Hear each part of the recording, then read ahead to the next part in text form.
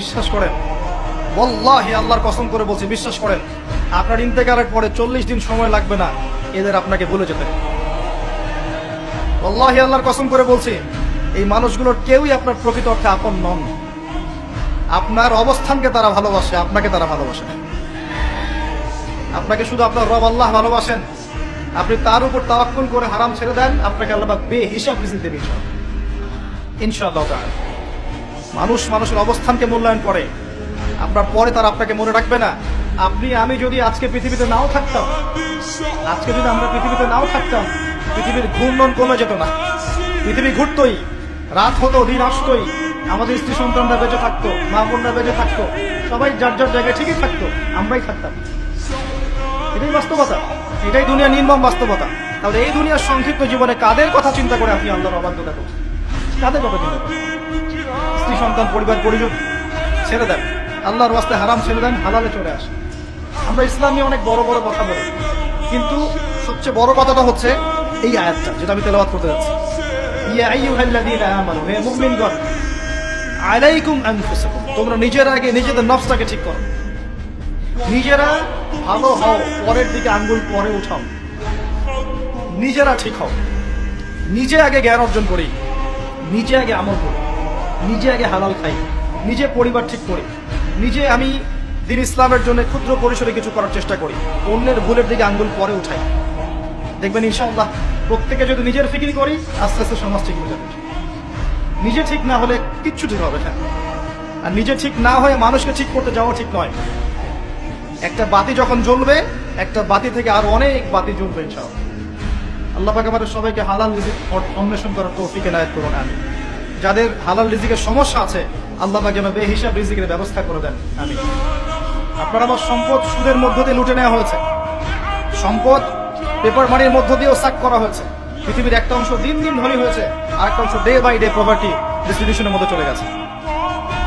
এগুলো বুঝতে আরো সময় লাগবে, আরো দিন যেতে দেন, 5 বছর 10 বছর যাক, আপনারা নিজেরাই বুঝতে পারবেন ইনশাআল্লাহ। বিষয়টা হচ্ছে যে এগুলো ভবিষ্যৎবাণী নয়, এগুলো বর্তমান। যখন মানুষ বাহ্যিক এবং অভ্যন্তরীণ জ্ঞান রাখবে না, তার কাছে বর্তমানের ঘটনাকে ভবিষ্যৎ মনে হবে। বর্তমান সম্পর্কে মানুষ যখন ওয়াকেফাল থাকবে না, গাফেল থাকবে যে বিশ্বে কি হচ্ছে, কি চলছে, জিওপলিটিক্সে কি চলছে, মিলিটারি সেকশনে কি চলছে, ইকোনমিক্সে কি চলছে, এই ফিতনাগুলোর মধ্যে, তখন মানুষের কাছে মনে হবে এগুলো হয়তো ভবিষ্যৎবাণী। আসলে এগুলো ভবিষ্যৎবাণী নয়, এগুলো সবই বর্তমান। বর্তমান সম্পর্কে আপনি অজ্ঞ বলেই বা আপনি জ্ঞান অর্জন করার ফিকির নেই বলেই আপনার কাছে এগুলোকে ভবিষ্যৎবাণী মনে হচ্ছে। আপনি দুই চোখ খোলেন, খিদিরের মতো হন আলাইহিস সালাম, আপনি দেখবেন সবকিছু আপনার কাছে স্পষ্ট হয়ে যাবে। আমরা এমন একটা সময় বাস করছি যেখানে আখিরুজ জামানের ম্যাক্সিমাম সাইনগুলো দেখা যাচ্ছে। ম্যাক্সিমাম ডে বাই ডে আপনি ধর্ষণের বৃদ্ধি দেখতে পারবেন, ডে বাই ডে আপনি জেনা বাড়বে দেখবেন, মাদকদ্রব্য মানুষ বেশি বেশি খাবে। একটা মানুষ খুঁজে পাবেন না যে ব্যক্তি সুদ থেকে 100% মুক্ত থাকতে পারবে, একটা মানুষ পাবে। বাহ্যিক বিষয় বাদ দেন, ইন্টারনালে আসেন। মনে করেন আমি একটা বাসায় ভাড়া থাকি, বাসার মালিক লোন নিয়ে বাড়ি করেছে, আমার মতো আরো 10টা ভাড়াটিয়া আছে, সবার টাকা নিয়ে এসে লোন শোধ করছে, পরোক্ষভাবে আমিও সুদ খাচ্ছি, আমিও সুদের সাথে সম্পৃক্ত আছি। এটা সেই জামানা যে জামানা সম্পর্কে নবী সাল্লাল্লাহু আলাইহি ওয়াসাল্লাম বলেছিলেন যে ব্যক্তি সুদ থেকে দূরে থাকতে চাইবে, আখিরুজ জামানে তার গায়েও সুদের ছিটাফোঁটা গিয়ে লাগবে, কেউ মুক্ত থাকতে পারবে। টপ টু বটম দেখবেন সুদি কারবারের সয়লা। আর কেন রাগ হচ্ছে না আমার সাথে? আল্লাহ রাব্বুল আলামিন পবিত্র কোরআনে বলেছেন, ইয়া আইয়ুহাল্লাযীনা আমানু, আমি আপনাকে আল্লাহর কালামটুকু শোনাতে এসেছি। জোর করে কাউকে কিছু মানানো যায়? এটা ইসলাম শেখায়? ইসলাম তরবারির জোরে কোনো কিছুকে মানতে শেখায়? ইসলাম শুধু দাওয়াত দিতে শেখায়। ফাযাক্কির ইন্নামা আনতা মুযাক্কির, শুধু অনুবাদ করতে চাচ্ছি আল্লাহর কথা। যে কোন আলেমের কাছে গিয়ে অনুবাদের সত্যতা যাচাই করে নিয়ে আল্লাহ বলেন, ইয়া আইয়ুহাল্লাযীনা আমানু, হে মুমিনগণ, ইত্তাকুল্লাহ, তোমরা আল্লাহকে ভয় করো, ওয়া যারু মা বাকিয়া মিনার রিবা, সুদগুলো ছেড়ে দাও, সুদের অবশিষ্ট অংশগুলো ছেড়ে দাও। ইন কুনতুম মুমিনিন, যদি প্রকৃত অর্থে মুমিন হয়ে থাকো।